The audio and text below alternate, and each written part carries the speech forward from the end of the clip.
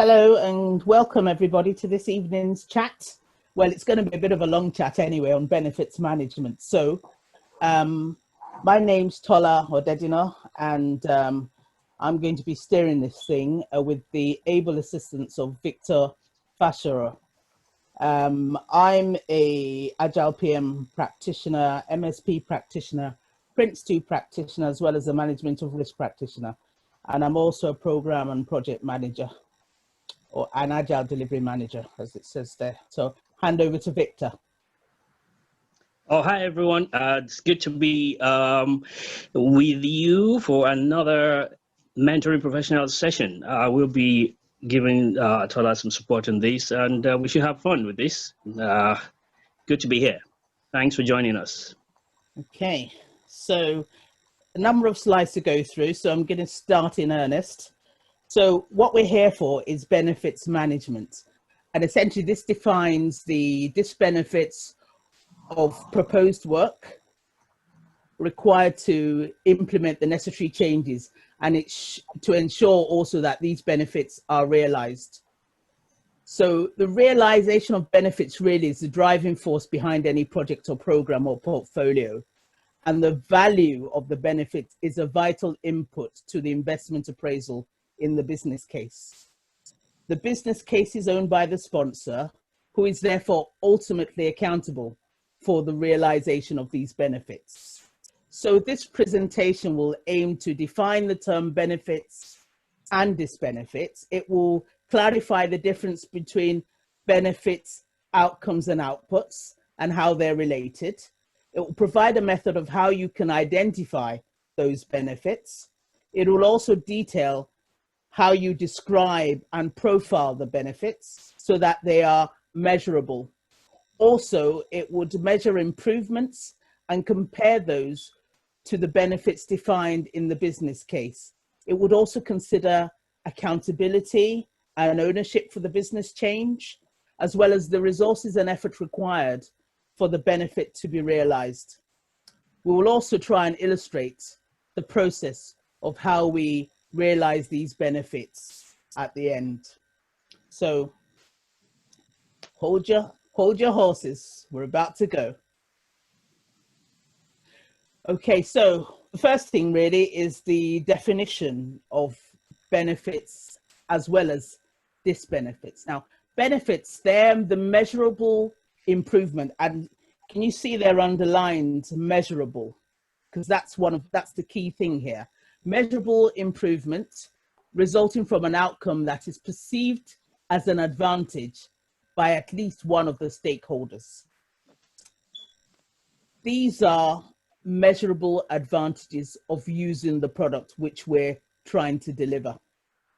Within an agile delivery, most of these benefits are typically realized within the lifetime of the project cycle. But for most waterfall deliveries, benefits are usually realized after the project has closed, or actually in other cases, quite a time afterwards.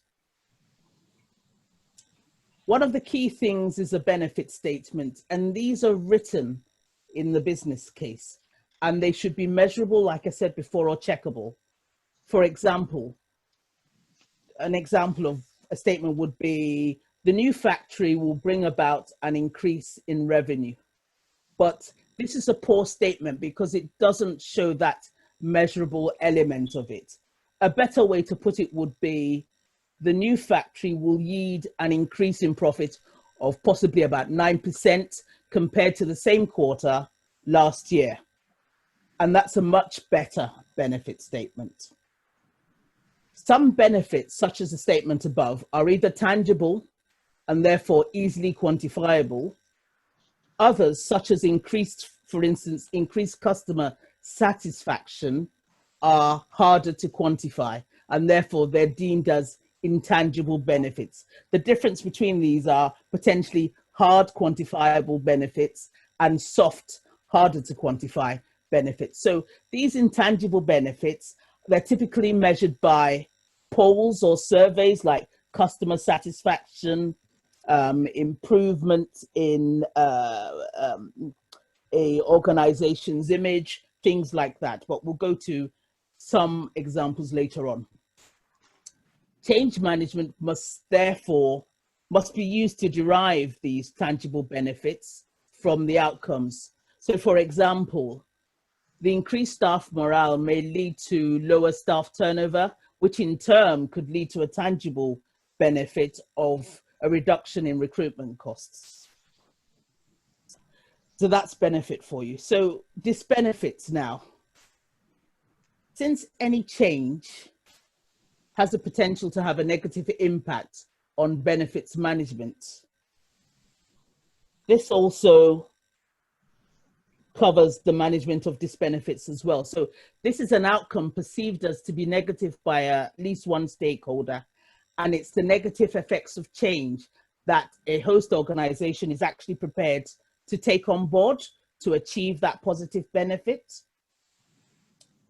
These benefit statements, unlike the benefit statements, don't necessarily have to be measurable.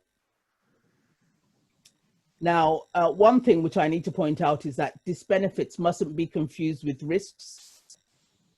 Risk as in the threats, because a disbenefit is the negative impact of change or of a project outcome, whereas a risk is the uncertainty of the outcome.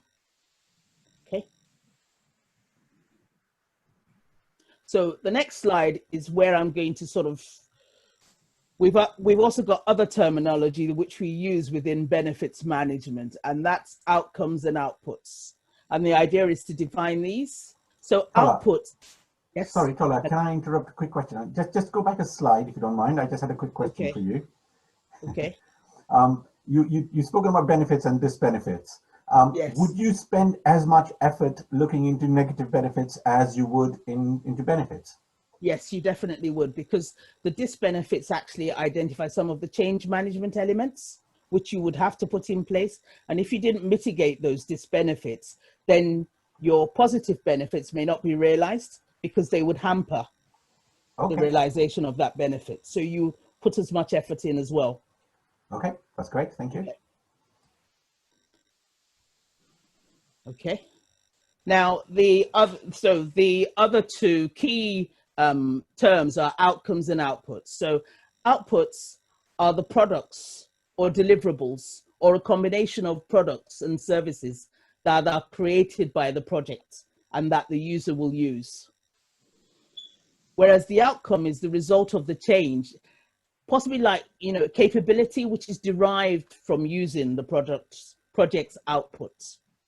So an outcome could typically lead to a measurable benefit as it becomes part of the business as usual.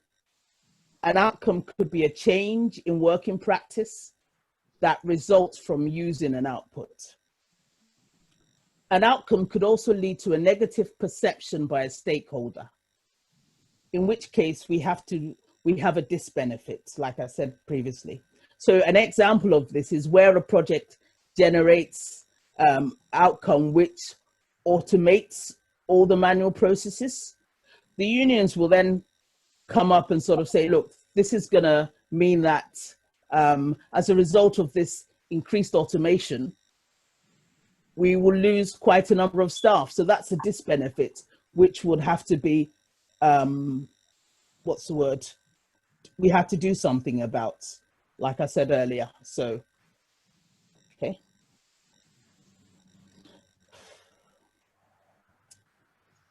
So the next is, I'm going to hand over to Victor now to do a bit of audience activity as a result of what we've covered so far. So I'll just hand over to Victor. Oh, thanks, Tola. I was just actually typing out a reply to Paul. Thanks, Paul, for that great question. And the question is, are these benefits harder to identify, given the benefits are usually the driver behind the business case? That's a brilliant point, because the stakeholders, the sponsor, customer organization is really, really looking forward to those benefits. That's where most project managers focus their attention. And sometimes these benefits don't get the attention they deserve. So but certainly, good practice would mean that we would make sure we capture them and manage them, manage the expectation of the stakeholders. So great question, Paul. Yep, just Okay.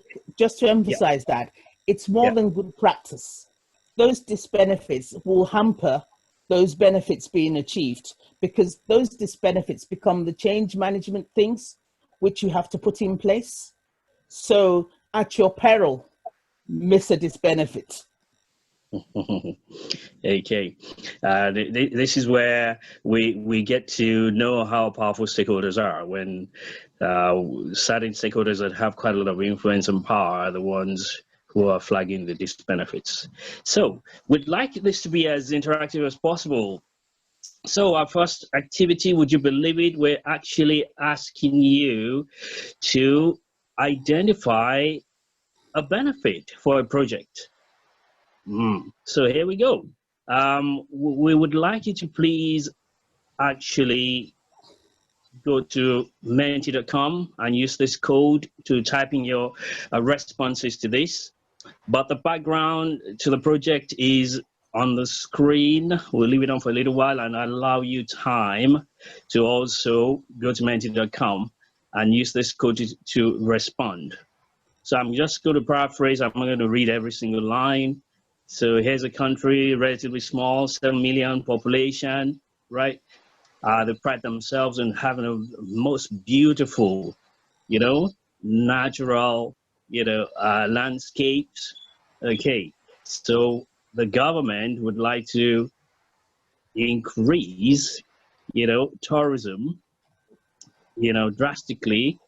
And they decided that there will be a project, launched in the capital city. So the central square in the capital city is going to have the statue of their most famous indigene who has worldwide, a fame and is known all over the world. And in that central square, there will also be exquisite models of the 5 most beautiful locations in the country. So government expects tourism numbers to shoot up once the project's complete. So please go to menti.com, share with us a benefit you think will be derived from this, and could you just categorize it in your own terms? Tangible, intangible, whatever categorization you'd like to use. Thank you. While everyone is on and slightly distracted, this would be an ideal time to get your traditional waves that we ask everyone for. So could you please all just turn on your cameras, and when I say so, give a great waves. Brilliant. Great. A few more. If you can all just turn on your screens just for a moment. And don't stick out your tongue. No sticking out of tongues, please. Great. Brilliant. Thank you very much. Stop tempting me with suggestions. Wonderful. Thank you all. That's great. Okay, I will now share my screen where we're starting to get some responses coming in. Yep, can see some responses coming in. Wonderful. Increased tourism, okay, increased revenue, okay, and that's categorized as being tangible. Good, increased revenue from tourism, yep, another one on that. Increased income into areas, okay, tangible, increased employment, intangible, okay. Benefits can increase the number of tourists visiting the areas, increased spending in local businesses, yep, okay, increased profits, okay. Thank you for that. Perhaps there are other factors such as climate hampering tourism. Okay, maybe we're beginning to pick up these benefits as well. That's Absolutely. great. Great stuff. Okay. Nobody mentioned the pandemic. Well, they're still coming in. They're still coming in. Oh, it's coming in, all right. Yeah. That's great. Benefits, yeah. Increased revenue, worldwide recognition, jobs, economy, disbenefits, increase in pollution and waste. Spot on. Spot on. Great. Great stuff. Okay. Okay. Should I unshare now and let you share Yes, again, please. Tola? And I'll share my screen. Let's see the magic work. So before Tola resumes, can I just say, a lot of what's been said, virtually all of what's been said, are related to benefits. No doubt about that. So thank you for those fantastic answers. You did categorize in some cases, tangible, intangible. We're going to see that there are other categories we can use. There isn't standard, categorizations right across board. So we're going to share with you now how we can state benefits, in a way that makes it easier to analyze them, see if we're on track to get them, right? And also, of course, measure them and track them over time. And so the kind of questions we would like to ask is, did you state your benefit in measurable, checkable terms? Because that was one of the things that Tola mentioned earlier, right? Tola, please go back to that previous one, okay. The previous slide. Yeah, so ideally, we need to say things like increase in tourism by 12% over the same period last year. So something checkable and measurable. Okay. What categories did you use? Tangible, intangible? Where? Well, there might be some other categories that might come in handy. Now we can go to that slide, please, Tola. Okay. Next one. Okay, so benefit categorization could simply be non-financial benefits and financial benefits. But hey, we know that project and program management isn't always that simple, right? You can be sure there will be some gray areas, right, that will challenge us. So not as simple as just tangible and intangible. We may have indirect, ones like staff morale, which are not easily measurable unless we have indirect measurements. We have surveys, for example, we could use there. Direct non-financial, like, increase employee efficiency, okay, which in themselves can, be measured in some way. And then the direct financial ones. So it's just to sensitize us to the fact that we may have other terms apart from tangible and intangible benefits.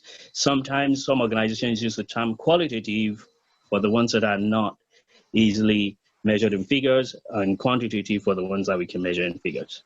Over to you, Tola. Okie dokie. Thank you for that, Victor. So the typical benefits management process includes the identification of the benefits, the benchmarking of the benefits, and then the realization of the benefits, as well as, identification of the benefits, the benchmarking of the benefits, the measurement, as well as the realization of the benefits. So the identification of the benefits would include the project sponsor used as the basis for the business case. They should be identified by this project sponsor.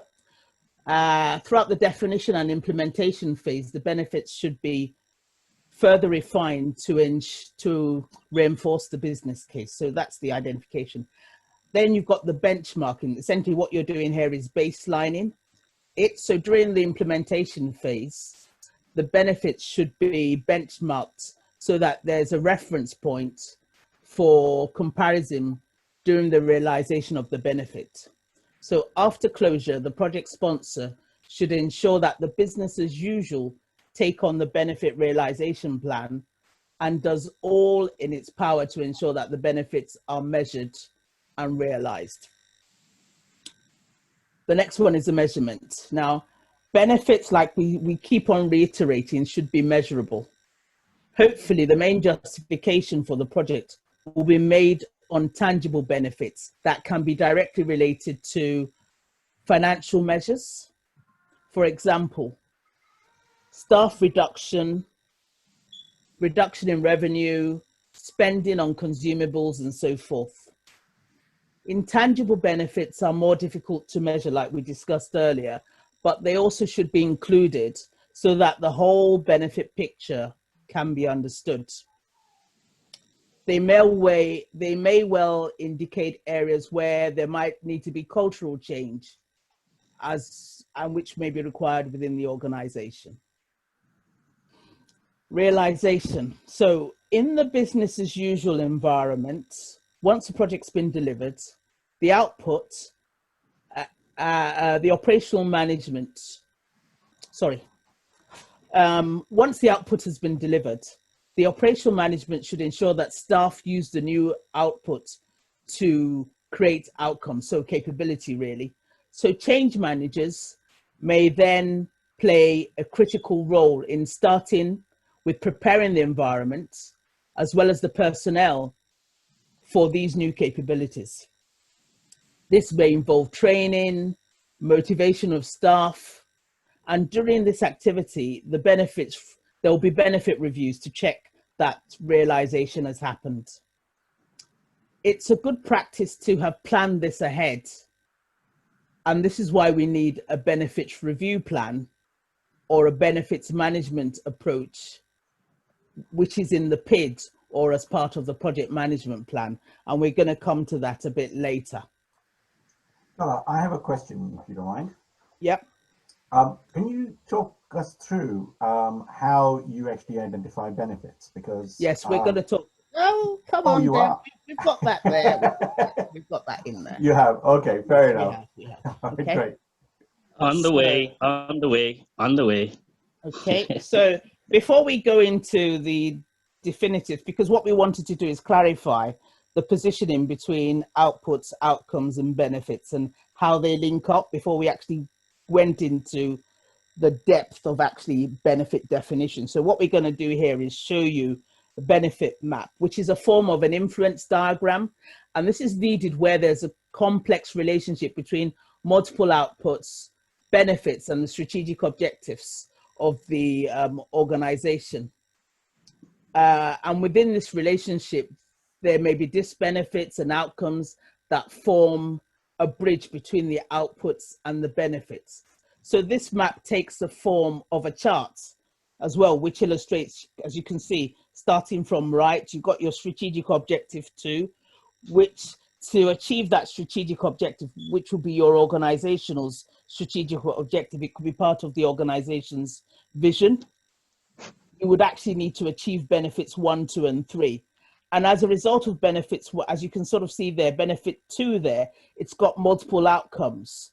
And if we're talking agile, these individual outcomes could be your individual deployments to achieve that benefit. But as you can see, other things can also contribute to that benefit. And going back, you see the outcomes. The outcomes will consist of multiple outputs. I've just made the diagram simple here where it's individual outputs. But it's actually, no. As you can sort of see, the middle one, the middle outcome has got multiple outputs, which make that outcome realizable. And from that, the outputs will be defined within projects, and your outputs essentially are your deliverables, and the way they're themed within projects, they might be themed according to geographic area or particular theme or what they're trying to deliver, and then you group the various outputs into the projects. So that's the benefits map. So the next thing is the benefits profile. So what we're trying to do here. Can I ask a question? Can you go back a slide? Okay. Sorry, I'm just looking at some of the questions that people have asked before. So with the benefits map, you're actually working backwards, aren't you? You're working from right to left. Yes, from the strategic objectives. Okay, so you're working out what it is you want to achieve. So I guess you could also use this method to help businesses decide on which projects they want to undertake. Because if you're because a lot of because ideally your projects should meet your strategic objectives. Yes. But sometimes you do have these tactical operational projects which you put in place to meet a particular need. But from a portfolio management point of view, all of your projects really should be trying to meet some sort of strategic objective, which has been defined, because ultimately that's how you get your return on investment. Sure. From a finite, because remember, you've got within organization, you've got a finite pot, and you've got to make your money go as far as it can. And the only way to do that is actually properly to define if your strategic objectives have been defined based on the company's or the organization's vision or the program's vision, and then you'll have that what's it called, correlation back down to your individual projects. But like I said before, Sure. you can put in place tactical projects which don't meet your strategic objective, or you might have operational projects which might need to meet particular things, but those are normally limited. Sure, sure. So I was just trying to raise a point or make a point here that you can actually do this right at the beginning of the project, where you're actually trying to set a project up and you're using your strategic objectives to help decide which part of the project is really going to be creating the most value. Or also, conversely, if you're picking up a project in the middle of it, you're replacing another project manager. And one of the first things as a project manager you really should be doing is to just reevaluate the project, not necessarily to stop it, but just to say, are we still on track? Then you can actually do it going from left to right as well, because you already know what your outputs are and you know what your outcomes are likely to be, and you can then use that to try and decide whether you are going to get the benefits that originally were thought of. Mm-hmm. Okay. Can I just chip in there? I think the real value of sort of going from right to left comes from the fact that at the outset of most projects, you just don't have the outputs anyway. Yes, but you do have your expected benefits. You have strategic objectives, and then you have to ensure that the projects and programs are able to deliver benefits related to those strategic objectives. So just a simple fact of life that you don't always know immediately what you're creating to achieve those benefits. Yeah. Sure, sure. Okay. So the next slide is the benefit profile. Now, this describes the benefits and disbenefits, and it includes how they will be measured and realized or mitigated in terms of disbenefits. So once you've identified these benefits, you can then describe them in detail. So the first thing would be a unique identifier. And this is primarily used for cross-referencing in reports and supporting documentation. Then you've got the description of the benefit, which is we're going to deal with descriptions later on the next slide in more detail. But the description really will show how it will be observed, along with a description of the following: outcomes necessary to enable the benefit realization, any changes that will be needed to be implemented to achieve the necessary outcome, performance indicators associated with the benefit before and after values, and the impact and any mitigation actions for a disbenefit. The next thing is the assumptions, and these are any assumptions which are made in terms of an estimation of cost, value, design of the change required, or availability of resources. The whole point is that when you're defining these, you may have to make assumptions, planning assumptions, and these assumptions have to be validated before the end of the project to make sure that just to make sure that, what you're assuming is right. Then you've got the dependencies, and these are benefits. They usually depend on outputs and thus therefore the project. So benefits may depend upon multiple products like we saw earlier, and events, and even it may depend on external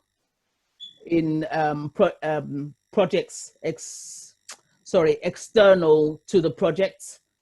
It may also depend on events which are external to the project or program. All such dependencies should be documented here. Then you've got the business area, which is going to be impacted by the benefit or disbenefit. And then you've got the costs associated with achieving the benefits, and these have to be described.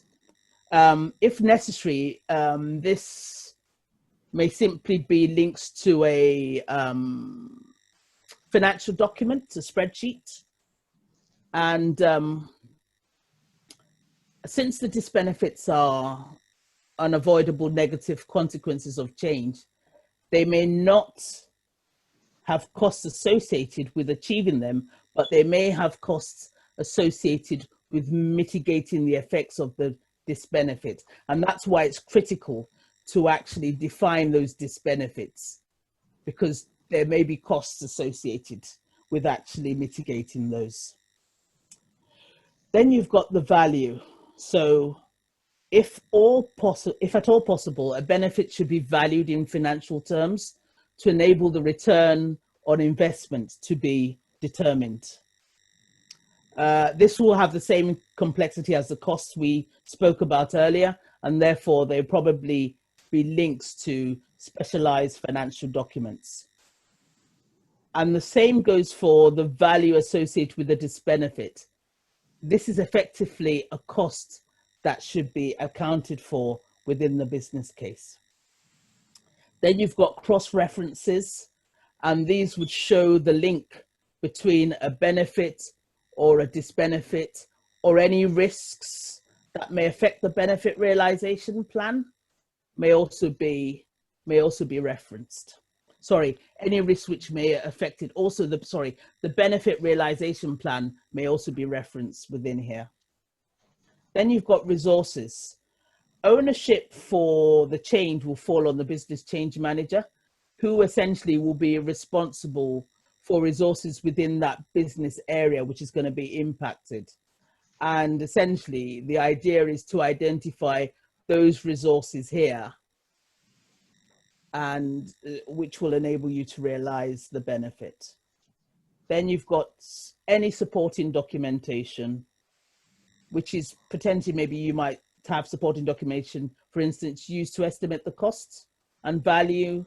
You may have plans and a record of the staff you consulted with regarding the implementation or any other relevant information. So now we come to the description. Now, as we kept on harping on, they're best described using change terms. And these are using things like increased, faster, lower, cheaper, bigger, and they should be accompanied by a measurement such as percentage, monetary value, etc.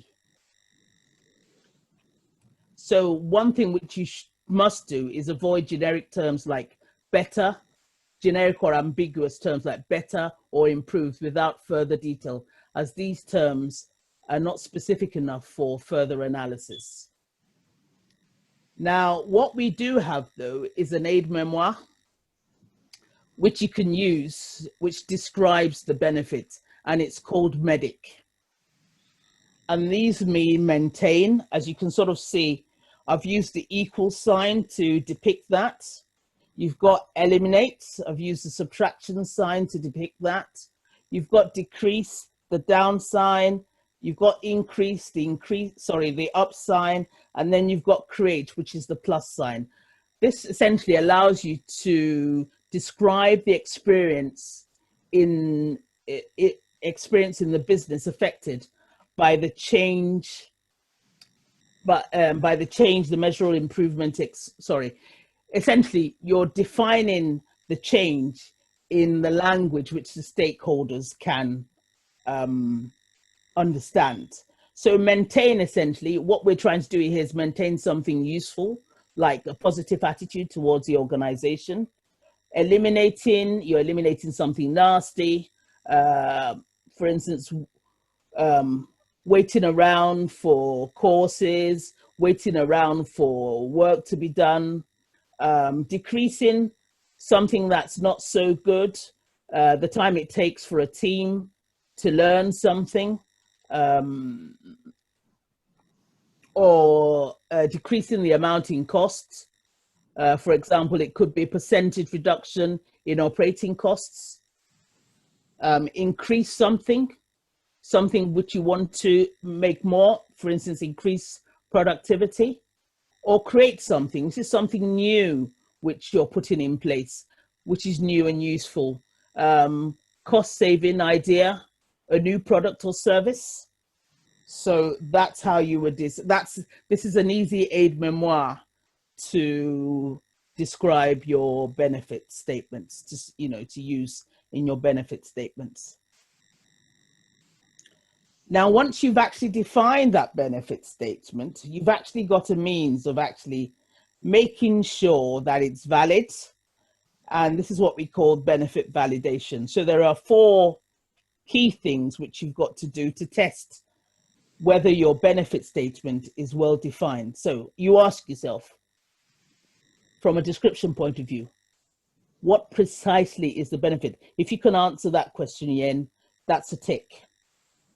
Have you got observable outcomes?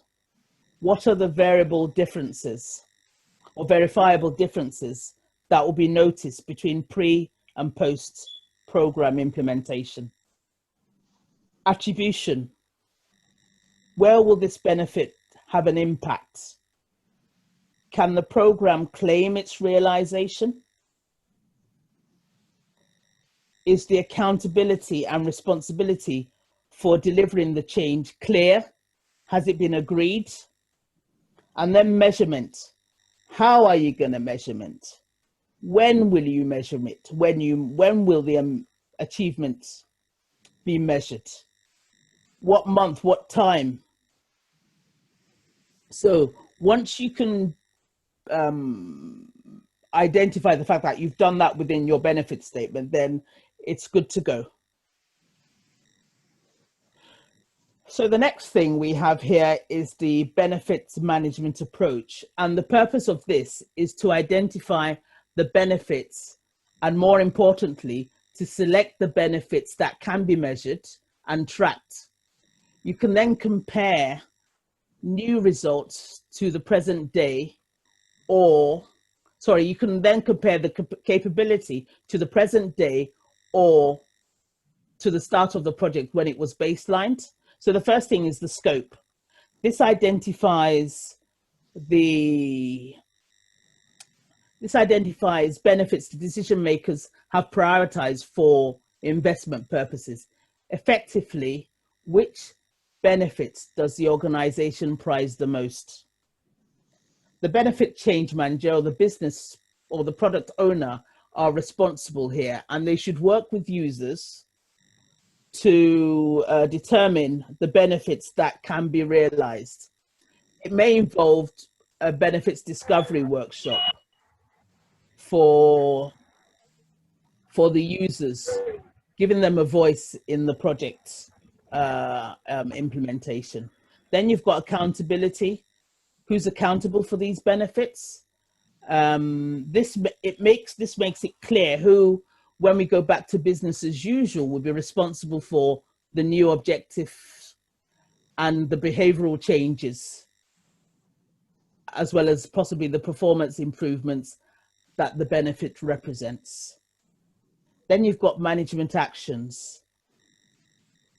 What actions are required to ensure that the project outcomes are achieved?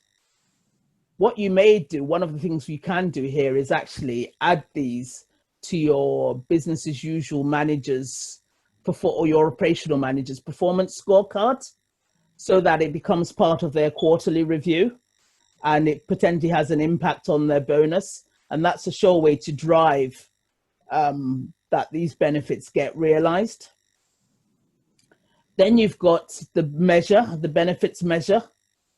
It's how to measure these achievements and when they can be measured. So it's essentially knowing what change has happened needs information. So before you can measure change, you take a baseline of the performance of what you plan to change, and then you might already be measuring that in terms of KPIs. That information should be current, it should be accurate and relevant, and choosing the right thing to measure rather than simply what's available. Resources. Now, these are the resources you're going to need to put that change in place. So ownership here possibly falls within the business change manager's domain for the business area which is going to be affected by the change. And this section should describe the resources needed to implement that change and realize the benefit.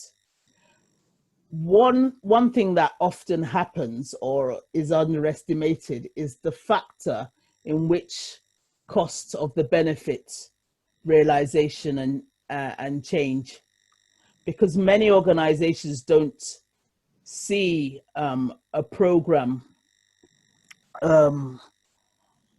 as something that will disrupt business as usual. However, if it's not properly, if it's allocated, if the task of implementing the change or realizing that change is just given to business as usual people, it will fall down there, and then they still got to do their normal business as usual stuff. It will just fall down the wayside and not get done. So these change elements will essentially just go to the bottom of the pile and they aren't delivered. So programs actually need to invest in dedicated resources to achieve that change. And, you know, we shouldn't be expecting the change to be achieved free of charge. It also includes asking the local team what it needs to ensure that that change is enacted. And it, you know, this is done by funding business change and benefits realization budget.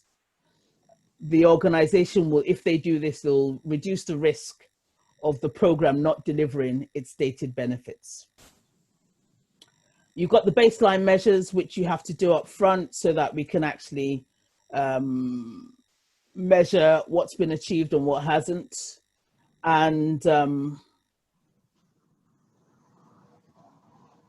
also we need to sort of understand here whether the program's benefits actually align with the organizational objectives.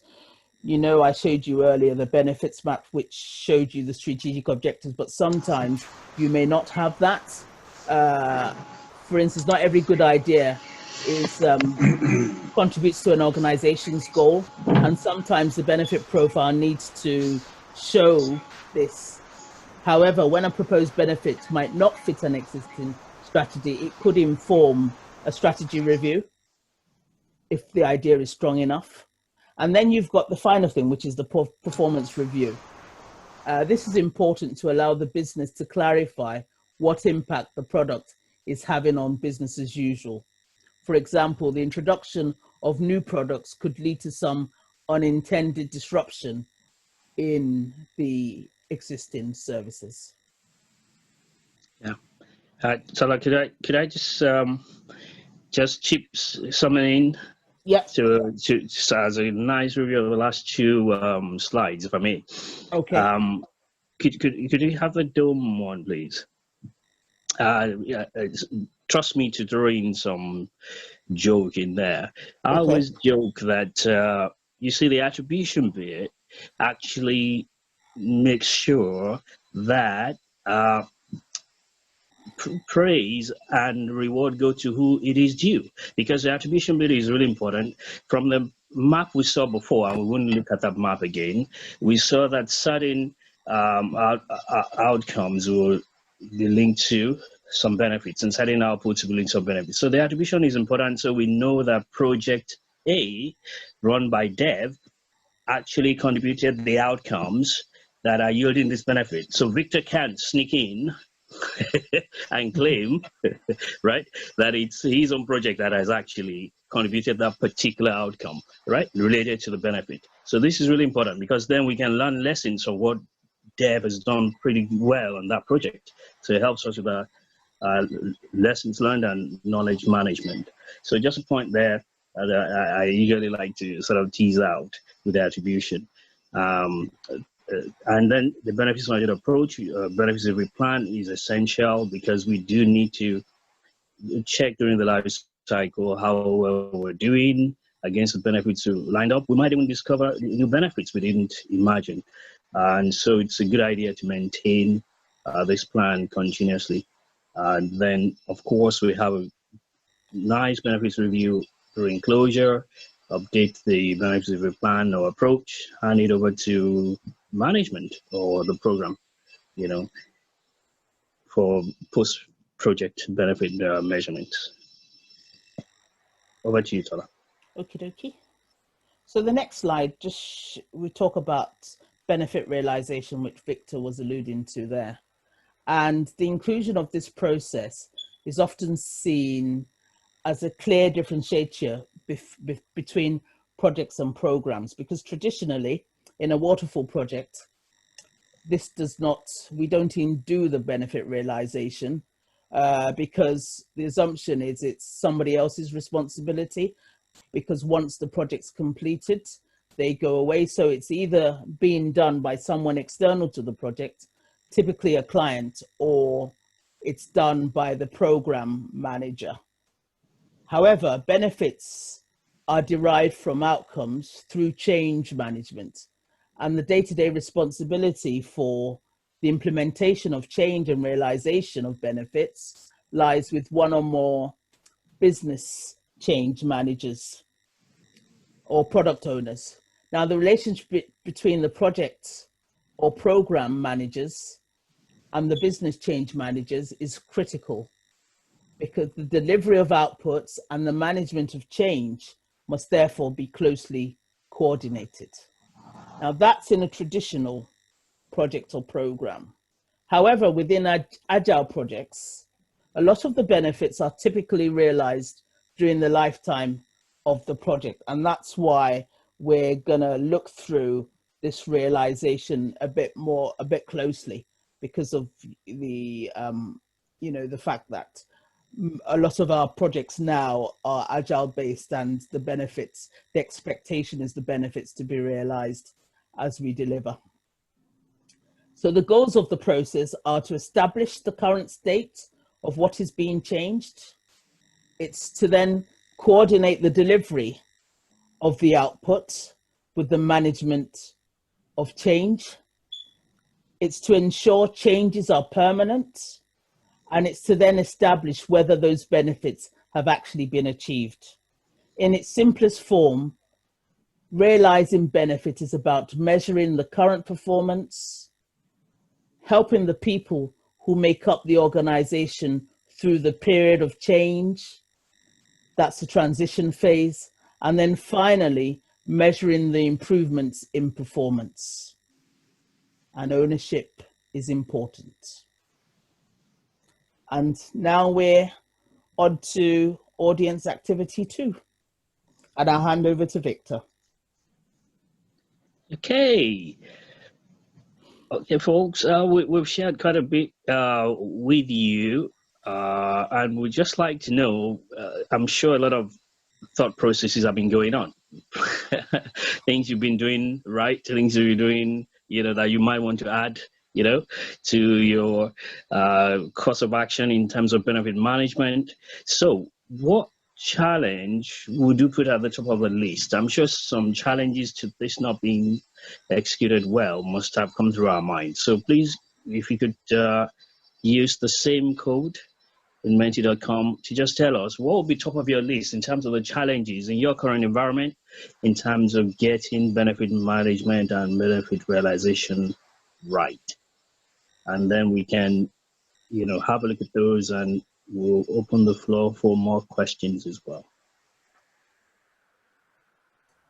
Tola, while we're doing this, can I ask you to unshare? Unshare? I'll unshare now.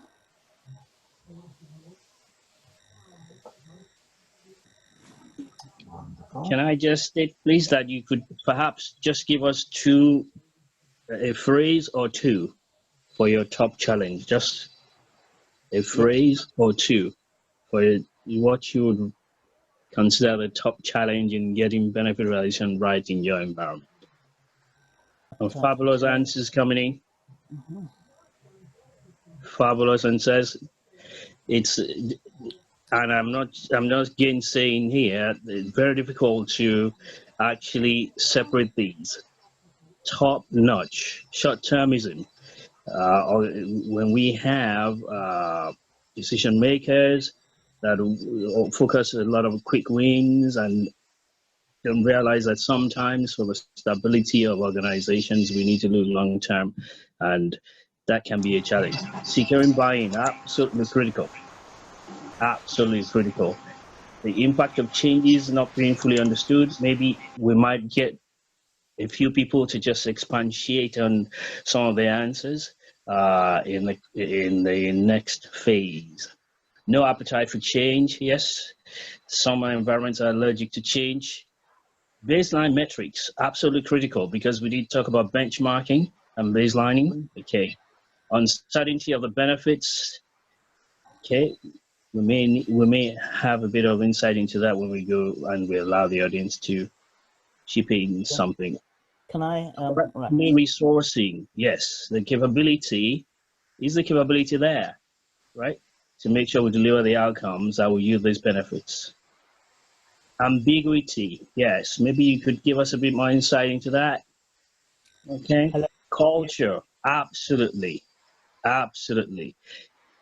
The culture of the organization, big issue. Backlash, yes. People might be worried about certain stakeholders, okay, coming back, even though the organization as a whole sees it as a benefit. Yes, we could have. Okay, if I've interpreted any of this inaccurately, please, that's actually a good reason to unmute and share a bit more with us in a little while. I can chip in as well. Sorry, you got some. Hello, can you hear me? Go for it. Go for it. Yes. No. Yes. Oh no, I was just going to chip in. A lot of the things which we've identified actually should help here. So, for instance, the short-termism, if it's pegged against a strategic objective and you're doing portfolio management, some of those elements actually go away, because you should be able to actually link it to the strategic plan. That's one of the key things. Getting baseline metrics, like we said. This is why we actually need to sort of understand and make sure that your statements, your benefit statement, is properly defined, so that it is measurable, so that you've got detail as to how you might actually get those baseline metrics. So where are we? Impact of change on the organization. If the impact of change is not particularly articulated, how come the business case has gotten past? So there are quite a number of things which have to be done. Uncertainty of the benefit, hopefully that's another thing as well. If the benefit is better defined, if you do a benefits definition workshop in conjunction with your key users, that benefit gets better articulated. Where are we? Any other one? Correctly resourced. Yeah. So this is where we also talk about the disbenefit as well, the cost of implementing the change, and ambiguity. There shouldn't be any more ambiguity, because we've now told you that you've actually got to articulate these benefits properly, which will hopefully assist you in removing. So you're making them measurable. You're using metrics. You're using KPIs. That should eliminate some of the ambiguity. Yeah. Can I just comment on one more before we go to the audience? The too many benefits is an interesting one. It's not unusual to find situations where a business case has 10, 7 benefits. Well, is that necessarily a bad thing? We would need to know the context of the project or program to be able to say whether that's a good thing or not. But one thing is clear, regardless of how many benefits there are, the management should get a feel for using benefits tolerance. So they should still be able to identify, of the 7 benefits, the first 3 are the most critical, right? The others are, well, nice to have, but the first 3 are absolutely critical. So that could help, in environments where quite a few benefits have been listed. So thanks, Dev. I think, Tola, we can go back now and hear a bit more from the contributors. Yeah, I've seen, Tola, you've said about the necessity of having accurate metrics, etc. Now, what I've seen is very often a challenge in, I suppose, particularly large organizations. Everybody's under pressure to have good metrics. And then those good metrics become the success criteria. So what happens is people are very clever. They organize metrics to be good, regardless of what's really happening. And if you produce an inferior metric, your boss says, I've had it, Tim, why are your numbers worse than anybody else's? I say, because my numbers are accurate. And when I explain, they say, oh, yes, I agree with that. But the reality of the culture of the organization doesn't. A global company, they say, who's got the best metrics? Fred, he's outperformed everybody again. But Fred doesn't produce an accurate metric because he's clever. And so you end up in a position where you can't actually, in such circumstances, it's really hard to make a project make a difference, because you're doing what I call it running to the metric. The success is a green dashboard and anything else is intolerable. Right. And I find that so incredibly frustrating that I think, well, how can anybody run a business without an accurate metric? Yeah. Fantastic point, Tim. And unfortunately, I dare say it might be more common than we would like to admit in the profession. Yeah, of course, yeah. It is, but I think this is also where you've actually got to work actively with the business change managers to actually properly define what those metrics are and actually get people on board, as opposed to do it in splendid isolation. And get agreement from a portfolio point of view as well. That's the metrics we're using. Yeah. Okay. Sorry. So the next one, oopsie daisy. It's important as well to share all those with your stakeholders as well, so they can make sure they're accurate. Yes, that's it. That doesn't happen, does it? It doesn't. But this is why we did say have a discovery workshop with the users. Just to make sure that, you are validating these metrics as well. Yeah, I think behind the whole thing, because we've got very clever systems and metrics and a lot of knowledge and education, my feeling behind it is the difficulty is a cultural one, essentially. Yes, I think it is. I think because the attribution because it's always been done in a waterfall, or usually in the waterfall, and because it becomes somebody else's problem, nobody puts that much effort to it other than to make sure the business case passes. But more and more now, because we're in this agile environment, therefore you actually have to take cognizance of the benefits because they're delivered within the project's life cycle.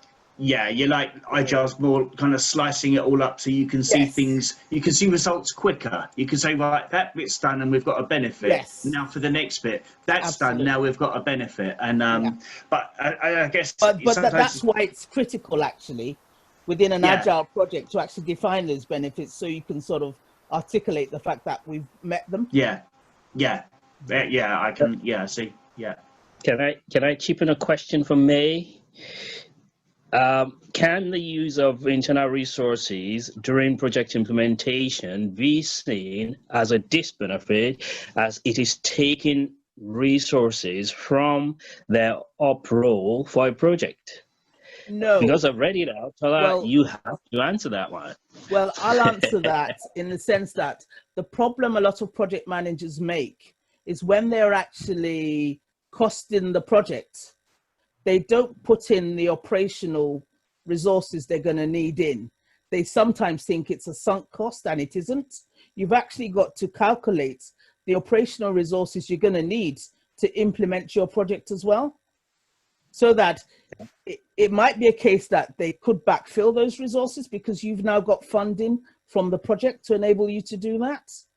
Or you could find resources elsewhere, contractors who might be able to backfill. Or you could actually sort of say, okay, we've got money here for overtime to assist us to do that. But it's one of the fallacies. I think sometimes they think operational money is magic money because it's a spent cost, but it's not a spent cost. They're there to do their day-to-day operational. You're bringing a project in which is going to create change, and you've got to fund that. And you've got to fund it to include those operational resources you're going to need as well. Yeah.